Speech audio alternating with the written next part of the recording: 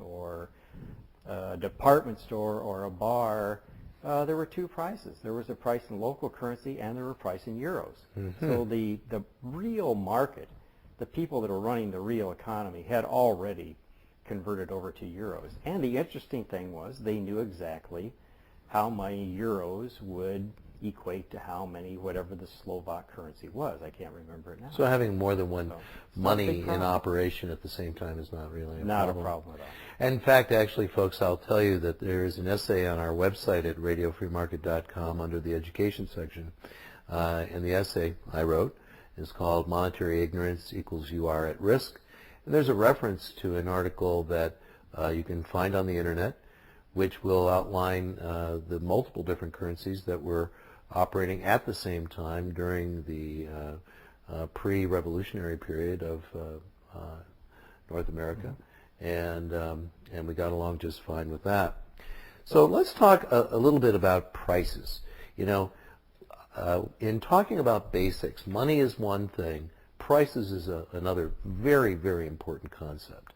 And I always like to link the concept of prices to choices, but I wanted to throw the ball to you, Pat, and talk about how, you know, if you would, how prices are really the language of the market.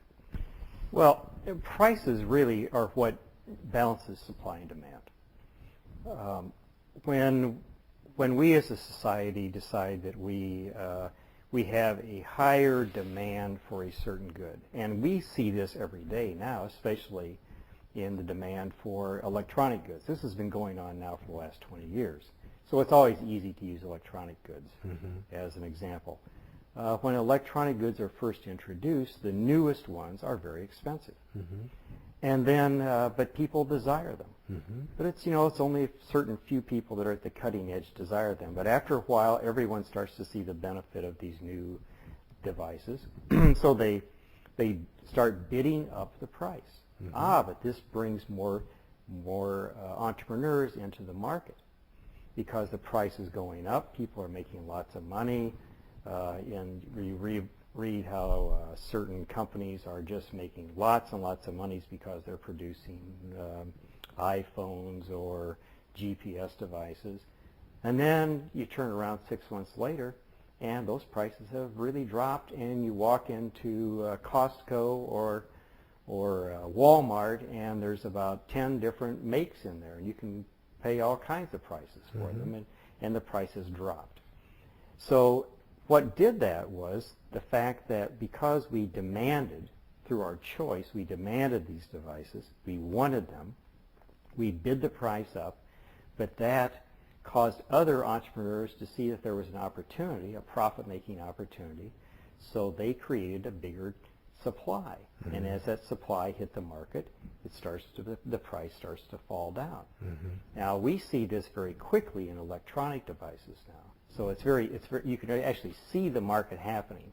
For many things, we don't really realize that this is going on because some of these products that we buy every day are so ubiquitous to us. They're part of daily life. We buy a loaf of bread, and we don't really think that a loaf of bread changes price very much, or we buy certain things, but they are changing. And especially, for example, a loaf of bread. I forget why I was looking at this, but I know why. I was reading a Rothbard book that he wrote in the 60s, and he was using an example of a loaf of bread that cost 70 cents. A loaf of bread costs 70 cents. Right. Sometimes if you go to the grocery store, there might be something on sale for $1.50, but most bread costs $2.50 to $3. Right. But when Rothbard wrote this, bread cost 70 cents. Otherwise, he wouldn't put it in his book. Right. So these things do change over time. And we get into another era, another facet of money, which is the facet of inflation. Well, why does bread cost $1.50 to $3 now instead of 70 cents? Well, I want to talk about this because this is directly related to this whole issue, and we could actually spend quite a bit of time on this. But please explain what inflation is and is not. Well, most people, when they say inflation, and I sort of err on this too when I'm just talking to the general public. When you talk about inflation, they think that it's prices. We have inflation when prices are rising. Gasoline goes from $2 to $3, so there is inflation in gasoline prices. But for the Austrians say inflation is inflation of the money supply.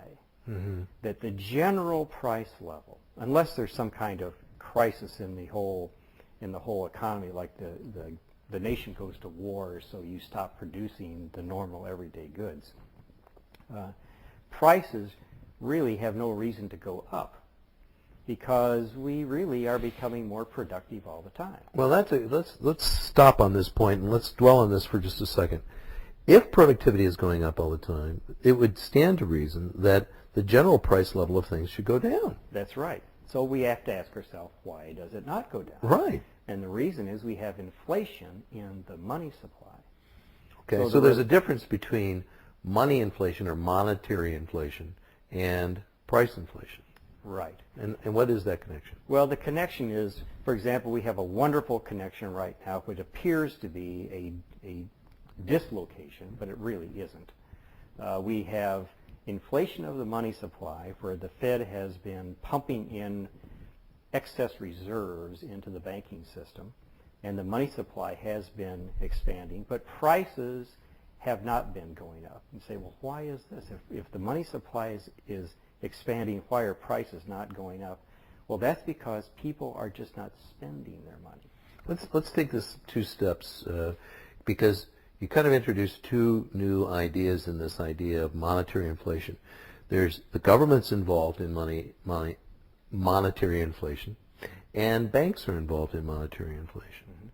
How are they connected to this whole equation? Yeah, this is a very, very interesting part of economics, and I'll try to make it as clear as I can in a short period of time. But most of the money supply in the nation is a result of bank lending. Okay, so most of it isn't the dollar bills and coins that we know about. About how much of our money supply is really just coins and dollars and bills? I really don't know what the exact amount. Well, I've read it's about 5%. I was going to say 10%. Yeah, it's actually more in the order of less than 5%. And we can just think about how we ourselves, we have money in the bank, but we also have some money in our wallets, but we don't carry much money in our wallets. Right.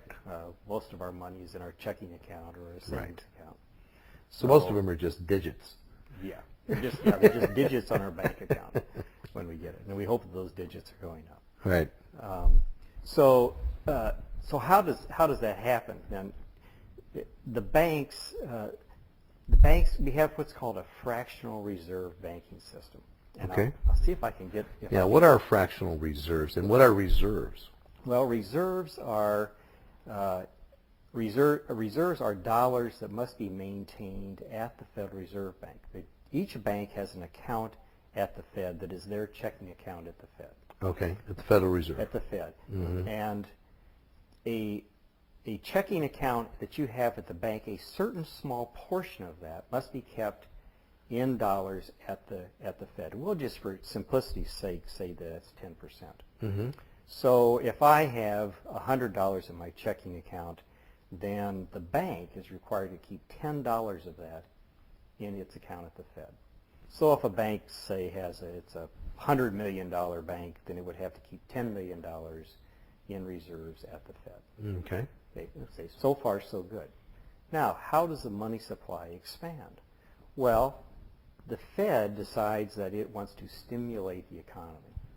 So it pumps reserves into the system, and how it does that is through open market operations, which I don't really want to get into. But it does, and what it does is the banks will find that they now have, instead of $10 million in the reserve account, they now have, let's say, $20 million, to make it simple, in the reserve account. Well, the reserve requirement is still 10%. So if they have $20 million in reserves, and they have only $100 million in demand deposits in their checking account, they're over-reserved. What that means is that they can make loans of another $100 million. So when you started this out and you were saying it's a $100 million bank, it's not that the bank has $100 million in it. No. It's that the bank had $10 million and made